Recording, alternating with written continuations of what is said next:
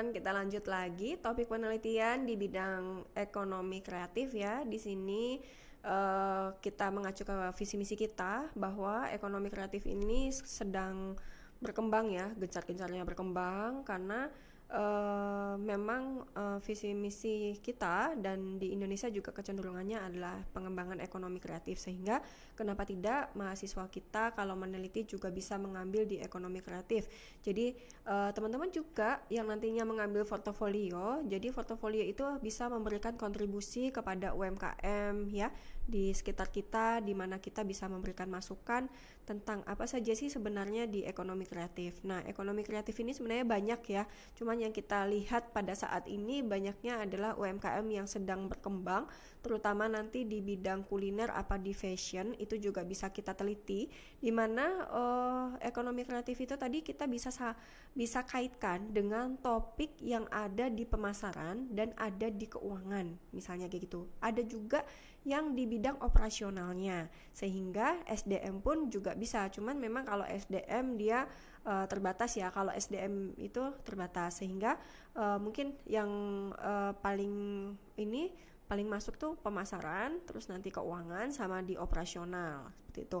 Kalau misalnya nanti di bidang keuangan di ekonomi kreatif ini mungkin kalau misalnya kita mengulik-ngulik keuangannya mungkin tidak boleh ya, tapi kita kecenderungannya adalah bagaimana pelaku UMKM itu paham tentang keuangannya, bagaimana dia mengelola, apakah dia punya anggaran atau tidak. Nah, begitu juga nanti di pemasarannya, nanti bagaimana dia memasarkan produknya baik lewat sosial media, kemudian atau enggak nanti di bagian pengemasan produk, seperti itu juga bisa. Jadi di ekonomi kreatif ini banyak yang kita bisa kembangkan. Nah, di sini salah satunya adalah kinerja bisnis UMKM. Nah, di sini kita mengukur keberhasilan sebuah UMKM yang tadi saya sampaikan, bahwa kita bisa melihat dari kinerja keuangannya, pemasaran, operasional maupun SDM-nya. Nah, di sini kinerja UMKM-nya kalau misalnya nanti laporan keuangannya kita tidak bisa teliti, kita bisa meneliti bagaimana pengetahuan keuangannya sehingga dapat meningkatkan profitabilitasnya. Atau misalnya kita membuatkan sebuah sistem keuangan yang bisa digunakan oleh UMKM tersebut di dalam pengelolaan keuangannya. Atau di pemasarannya kita bisa membangunkan misalnya desain produknya, kita bisa buatkan fotonya, kemudian bagaimana caranya upload di sosial media, itu juga kita bisa bahas. Kemudian sama teman-teman, kita kembali ke Google Scholar, kita cari nih misalnya tentang kinerja UMKM ya. Tentang kinerja UMKM itu gimana cara kita mengumpulkan tema-tema yang berhubungan dengan penelitian di ekonomi kreatif. Kemudian juga bisa kita teliti tentang bagaimana dia melakukan inovasi produk, karena kalau di ekonomi kreatif biasanya ya kalau misalnya masih skalanya kecil, dia susah untuk melakukan suatu inovasi produk, sehingga teman-teman di sini baik nanti yang TA-nya skripsi atau artikel ya bisa membuat sebuah inovasi atau memberikan masukan ya, baik nanti di portofolionya bisa memberikan masukan tentang kreativitas, tentang inovasi produknya ya, bagaimana sebelumnya kemudian mengubah sesuatu yang buat masukan untuk menjadikan sebuah barang itu mempunyai nilai guna ya. Kemudian bagaimana kita caranya untuk mencari bagaimana sih contoh inovasi produk di dalam sebuah UMKM? Cara membahasnya gimana? Kita mencari dulu referensinya. Jadi apapun yang teman-teman inginkan di dalam sebuah penelitian, itu kumpulkan dulu tema yang sesuai dengan teman-teman inginkan. Jadi dikumpulkan dulu lah, setelah dikumpulkan baru teman-teman bisa memberikan sebuah keputusan bahwa oh ya, saya akan meneliti tentang misalnya tadi inovasi produk. Nah, bagian yang mana gitu, tentang kualitas produknya atau tentang perubahan produknya atau tentang kreativitas produknya, misalnya kayak gitu.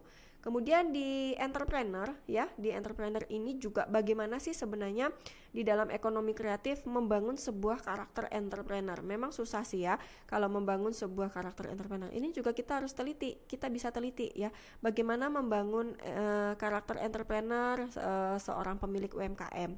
Nah, di sini bagaimana entrepreneur itu bisa berinovasi, punya pengetahuan, bisnisnya meningkat ya, terus mempertimbangkan resiko. Nah, ini sifat kepemimpinannya, bekerja sama dalam tim. Nah, ini juga teman-teman bisa meneliti di ekonomi kreatifnya. Kadang kan kalau misalnya dalam sebuah tim ya, walaupun di ekonomi kreatif atau di UMKM, nah itu juga butuh pengelolaan yang sesuai. Nah, kemudian di ekonomi kreatif ini juga ada yang berbasis misalnya bisnis keluarga. Nah, ini juga bisa kita teliti teman-teman.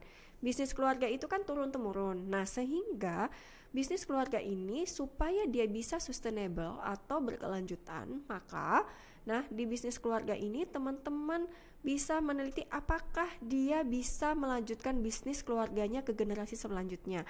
Misalnya di UMKM Batik ya, di Kampung Laweyan itu, atau di UMKM Batik Kauman itu ada bisnis keluarga yang turun-temurun. Nah, generasi keberapakah mereka bisa mengelola sebuah bisnis keluarga hingga dia berkelanjutan sampai anak dan cucunya nanti.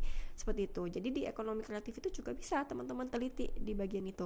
Nah, untuk mengetahui itu sama, teman-teman balik lagi ke Google Scholar, ketik kata kuncinya, kemudian cari nih tentang penelitian tentang bisnis keluarga. Kenapa di sini saya kasih contoh misalnya suksesi. Suksesi itu istilah kata adalah pemindahan tongkat kepemimpinan dari generasi sebelumnya ke generasi selanjutnya untuk melanjutkan bisnisnya atau melanjutkan UMKM-nya. Karena sayang jika UMKM itu tidak dilanjutkan, maka kita juga punya kesempatan untuk meneliti tentang suksesi kepemimpinan di dalam bisnis keluarga sebuah UMKM, misalnya kayak gitu.